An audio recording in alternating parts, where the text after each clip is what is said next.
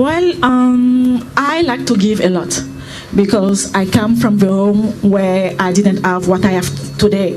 So I know what is about to have needed. So when I have time, when I go back to my country, I like to go to the orphanage to help people that I need to help, even those who really don't have enough, And I like to always give my hot stuff, what I don't wear, every time to people who need to have it to run. And this is something that I care about, like always give to people who really need. Because I think at the end of the day, we have all that one, but if you don't give back, it's not what God wants us to do. So I really love to help, give, because, you have all that money and you do what you want to do, but there's some other people they're dying, not eating, not having house, not having, everything. So is what I do. I don't speak about that one a lot because for me it's like the end we give, don't say it. But even before I was who I am, I used to do that, so I continue to do that quietly, but yes. When I think about social responsibility, the first thing that comes to my mind, particularly in the UK, is empowering women, and especially young girls, body image, body confidence, and raising issues that I think that when we're younger, we might not feel so confident to speak about, or you might have insecurities, you might be less self-aware. So I think that's where most of my brain goes to when I think about the UK, because it makes me sad whenever I go to, or before COVID, when I used to more commonly go to schools and see young children, they would always ask like lots and lots of questions. You get, are you faster than Bus? Are you faster than Usain Bolt? Are you faster than Sonic? Those questions. And then I started noticing a trend when these girls are hitting like 10 years old. They'd always be like, do you think I'm fat? Do you think that I need to do this? Should I get surgery? All this. And it's heartbreaking, particularly when we're coming from a sporting background where from a very young age we're taught that your body is so much more than what it looks like. Your body is a tool. You should be proud of it. If you could do 5 press-ups yesterday and 6 press-ups today, it's a great day. Yeah. And I think our relationships with our self-confidence, self-esteem and body image is very different from a lot of the population. And it might sound a bit strange to a room full of sporting people, but it's when you go out there, it's really, really true. Yeah. So when I get the opportunity, I always try and imagine whatever I'm projecting, how is this affecting an 8-year-old girl? So I've just taken a column of one of the big magazines in the UK, the big women's magazines, and I hope to use that to drive away from kind of these archaic notions of what womanhood means, and driving conversation towards, I think, topics and conversations that will empower more young women. And so that's what I think, that's what I focus about. I think about it a lot. And so I think, and also when I kind of do a different career, however long, who knows, I think that's definitely something that I'll go into in whatever kind of avenue. That's just where my passion is, really. Do you like this city? Yeah, I love Paris. I spend hi everybody, nice to see all of you, but I spend a lot of time in Paris. I have a lot of friends here. Lots of my favourite restaurants ever are in Paris, so any opportunity to kind of come to the city and enjoy it, I will jump at. And to run here is going to be absolutely amazing, with 1 year to go until the Parisian Olympics as well. It's just an amazing opportunity. And I know it's controversial, but it's an hour from London, Paris, so it's kind of like, it's almost like a home Olympics. So I know that's a big quote to say, and I said it, so it's gone into the internet now. But I good vibes for next year, good vibes for tomorrow. I'm more better. That's last year. I'm more better. My shape is better. My mental is better. My team is more big, and I have different. What's his name? Different objectives. Now I would like to take a medal. I would like to win every Diamond League when I run. That's better. That's different objective. I'm not looking beyond 800, to be honest. My coach keeps telling me one day I'm going to do 1500, and I keep saying no. But I presume you're talking about faith. Yeah. What does a marathon mean for you? I mean, this distance. I remember looking at Sifan Hassan's splits one time, and looking at her mile split, I genuinely think I could probably keep up with her for about 2-3 miles. and that's maybe it, I think. So it's quite a remarkable event, and definitely in the UK, everyone watches it, everyone knows the London Marathon. So, but will I be going to Marathon? Absolutely. Everybody remembers a lot of Eugene, and even the races after Eugene, we were starting to see, that start really come to life, and we've been trying to translate it here into, the outdoor season. And yesterday we saw a lot of what we were seeing in Eugene. We were seeing power back into the blocks and back into the track. My foot coming, in front of me, but also striking down low into the ground. And it's not a long push; it's a fast hit to the track, and it just pushing my body with the force that I know that I've been generating in the weight room, and I'm now seeing it happen on the track. And it's exciting to see because we're about a month out from U.S. Championship, so this is it's a really exciting moment because it's like, okay, this could be the track meet where we start having the real big jumps in the time. I think the way that me personally I'll be doing things differently is, since I am American, I can reach a different audience. There of course is the global audience that track and field relates to, but now it's time to gravitate to the normal everyday fans, not the die-hard track fans, but the people who will just be walking in the mall and recognizing me. And I've already started to get that, but I want to put more attention to that audience.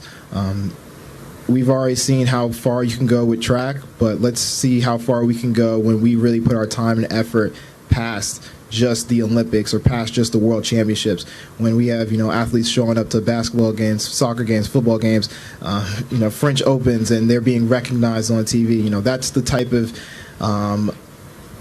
goal that I have to push the sport. Beh, io in realtà non ho bisogno di rispondere a niente nessuno, perché credo che sprecherei solo dell'energia che serve a me in questo momento.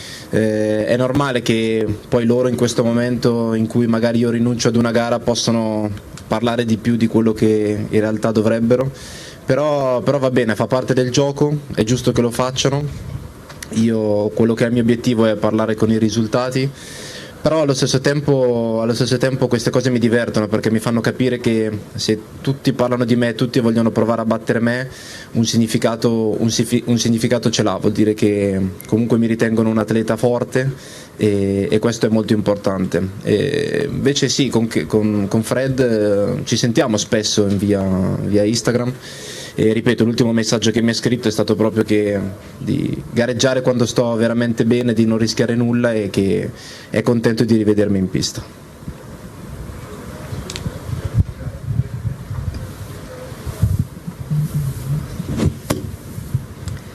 So actually I don't need to give any reply to anyone, because that would just take energy away from me, and I need the energy for myself.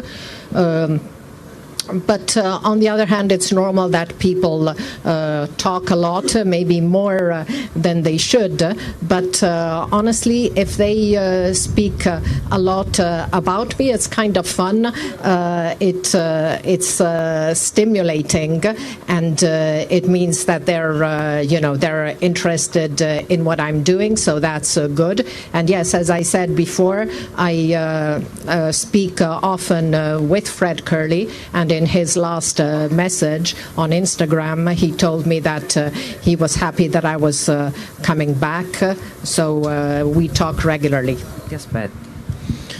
Beh, non è stato facile, sicuramente non è stato facile, perché nel momento in cui vedevo gli altri gareggiare sapevo che una corsa era dedicata a me e io dovevo essere lì. Però credo che tutto questo sia un qualcosa che mi rende sempre più forte, sempre più consapevole di come bisogna gestire le cose, e mi ha dato tanta energia, ancora più voglia di tornare in pista, ancora più voglia di dedicarmi a quello che faccio, tanta voglia di appunto ricominciare a correre e a gareggiare. Sicuramente sarà un'ottima gara, tutti i miei avversari hanno bene o male già corso quelli che troverò domani, quindi sono l'unico che ancora non ha fatto il tempo quest'anno, però sarà sicuramente un buono stimolo e sarà interessante vedere quello che ne uscirà. L'obiettivo mio è divertirmi, sicuramente cercare di arrivare davanti a tutti, però ripeto, la prima parte della stagione, la prima gara della stagione, quello che è il mio focus è il campionato del mondo, l'unica medaglia che manca, e quindi tutto quello che farò sarà per andare a prendermi quella medaglia. Nervoso? No, tranquillo.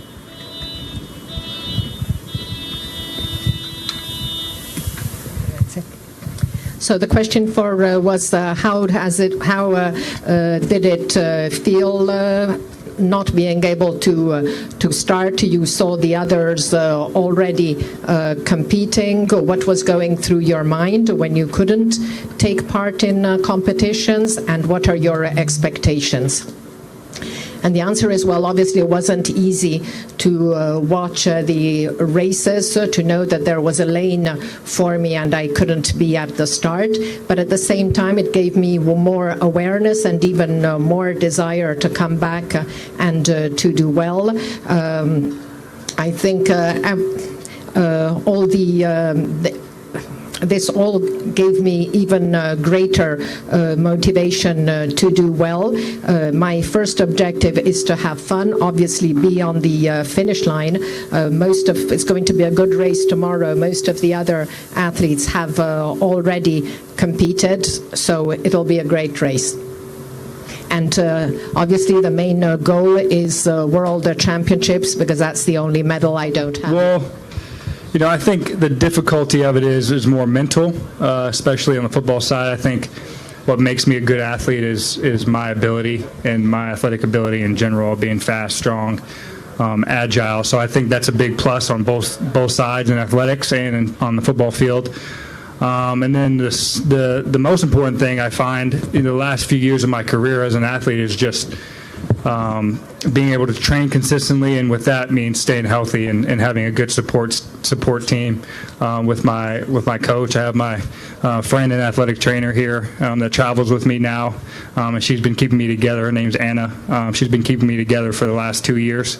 And that's the biggest thing I found. Every year that I'm healthy, I run fast. In the years that I haven't been healthy, in 2019, 2020, I didn't run fast. So it's a pretty simple equation. When I feel good, I run fast, and when I don't, I don't. The bolt of anything is a tricky.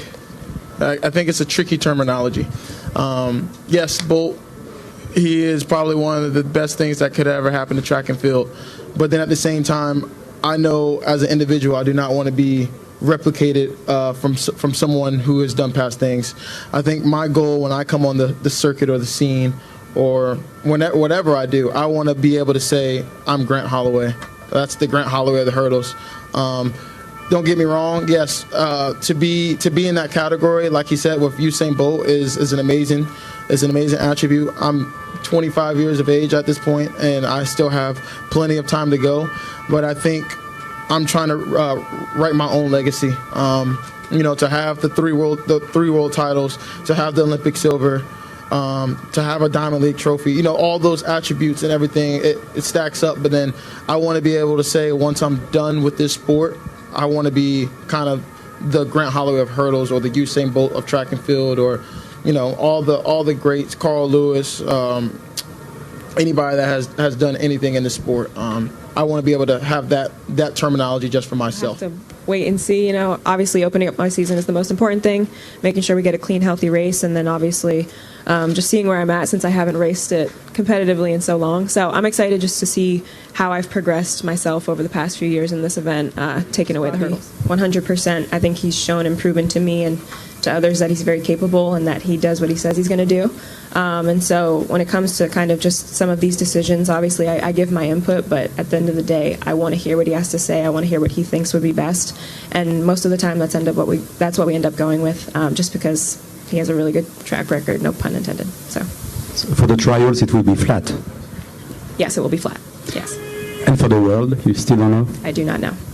I didn't sleep. I can say I didn't sleep that night because I went back to the hotel really midnight. It was around 1 p.m. because I had doping control. And I didn't celebrate, but I think when I go back home, we are going to celebrate with my family, my team back in Kaptagat, and the whole team. Yeah. And I stay healthy. I hope to break under 349 in future. I don't know if it will happen sooner. It will be perfect, but I hope I will break. I still have that everything is possible, as Eliud always say. So I still need to motivate. This was it was meaning a lot to me to leave the legacy, and being Olympic champion, being world champion, and now I'm the record holder. It has filled my pocket, and I have motivated many young girls and women around the world.